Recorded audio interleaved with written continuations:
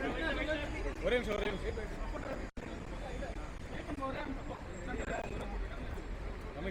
Ramesh photo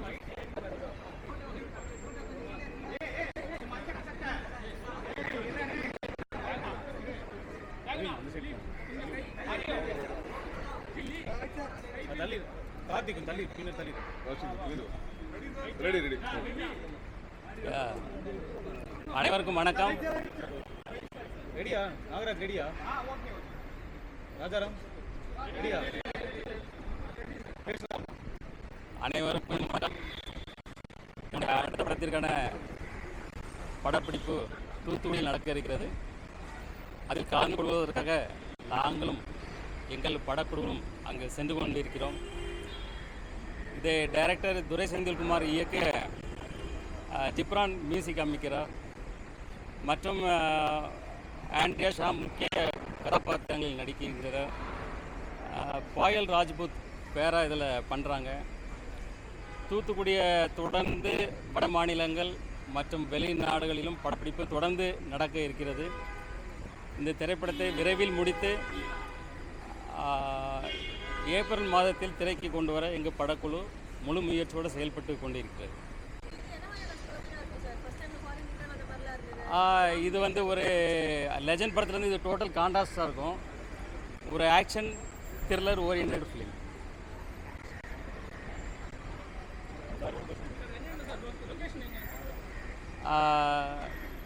ஜார்ஜியாவில் இருக்குது. மூணாவது கட்ட படப்பிடிப்பு வந்து ஜார்ஜியாவில் இருக்குது. அது போக ஜெய்ப்பூர்லேயும் சில விஷயங்கள் இருக்குது. அதேபோல் தொடர்ந்து படப்பிடிப்பு பிளான் பண்ணிட்டு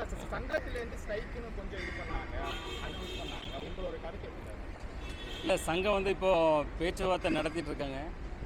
ஸோ அது சுமூகமாக முடிஞ்சு நல்ல ஒரு சுமூகமான ஒரு சூழ்நிலை உருவாகணும்னு நான் நம்புகிறேன்.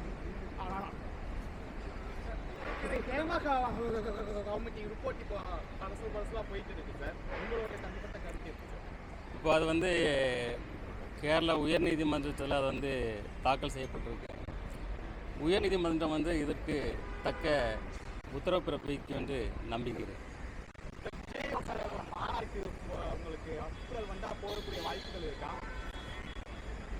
இல்லை அதை பற்றி இப்போ சிரிக்கலை.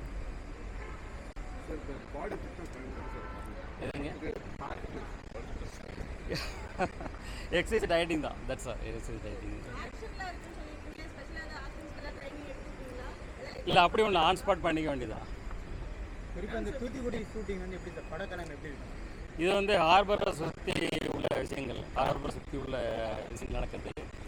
அது போக அந்த கிராமங்களில் நடக்கிற சில விஷயங்களும் அதில் செயல்பட்டு.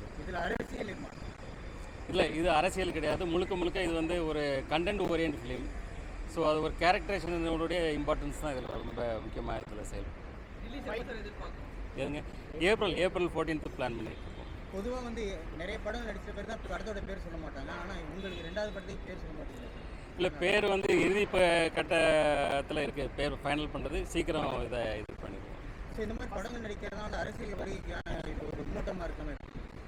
இல்லை மக்கள் நலனில் எனக்கு எப்பவுமே ரொம்ப அக்கறை அதிகம் உண்டு. நம்ம வந்து அரசியலை வந்து இன்னும் எல்லா தரப்பு மக்களுக்கும் இப்போ ஒரு நல்ல விஷயங்களை செயல்படுத்த முடியும். காலம் நேரம் சூழ்நிலைகள் சரியாக வந்தால் கண்டிப்பாக அரசியலுக்கு வருவேன். அப்படி வந்து எந்த மாதிரியான கட்சிக்கு நீங்கள் சப்போர்ட்டிங் பண்ணுவீங்க? இல்லை அது அந்த காலகட்டத்தில் நான் உங்களுக்கு தெரிவிக்கிறேன். விஜய் சாருக்கு சப்போர்ட் பண்ணலாம் வாய்ப்புகள் கட்சியோட இணைந்து செயல்படாம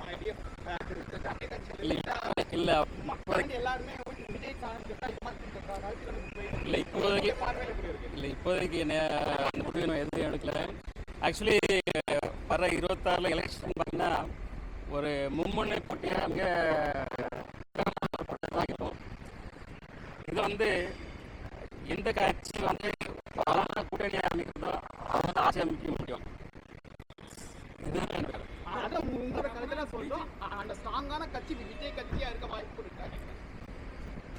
இல்லை மும்முனை போட்டின்னு சொல்லியிருக்கேன். அதாவது அந்த நேரத்தில் எம்ஜிஆர் காலத்தில் இந்த இருக்கிற காலத்தில்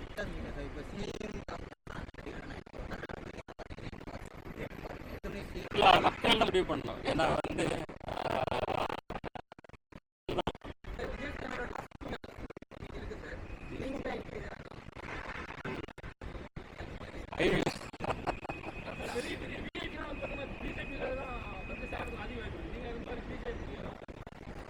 இல்லை, என் கொள்கைகளுக்கு உடன்பாடான கட்சிகளோட நான் இணைந்து செயல்படுவேன். மக்கள் வந்து ஒரு சந்தோஷமாக வாழணும். அதுக்கு என்னன்னு பார்த்தீங்கன்னா பொருளாதாரம் வலிமையாக இருக்கணும். அவங்க அந்த பொருளாதார வலிமையை அவங்களுக்கு ஏற்படுத்துறதுக்கு என்ன செயல்படுத்தணும், அதுதான் என்னுடைய எண்ணம். எனக்கு என் கொள்கையை கொத்து வரக்கூடிய கட்சிகளை இணைந்தால் கண்டிப்பாக எதிர்பார்க்கலாம். இணைந்தால் கண்டிப்பாக செயல்படுவேன். ரொம்ப சந்தோஷம். ஏன்னா ஒரு வெற்றிகரமான பயணத்தை இன்னைக்கு வந்திருக்காரு. என்னுடைய கருத்து.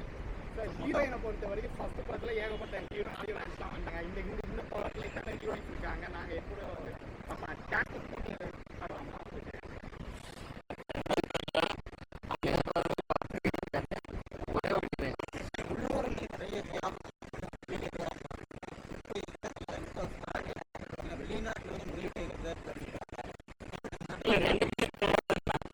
வலிமையாகுன்னா உள்நாட்டு முதல் வெளிநாட்டு முதல் எல்லாம் சேர்ந்து ஒரு பொருளாதார வலிமை வரும்.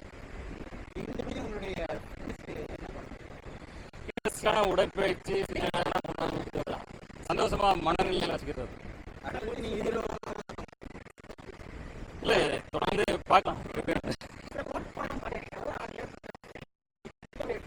ஆர்வமா எதிர்பார்க்கிறோம். அது அந்த ரசிக்கலாம். அடுத்த தளபதிங்கிற இடத்தை யார் பிடிப்பான்னு நினைக்கிறீங்க? எஸ்கேட் இப்போ கோட் படத்துல வந்து விஜய் அவர்கள் சொல்லியிருந்தாரு. நீங்கள் தான் சொல்லணும். உங்களோட பார்வையில யார் சார்? இல்லை, என்னுடைய பார்வை உங்களோட பார்வை ஒன்று தான். ரைட், நன்றி நன்றி.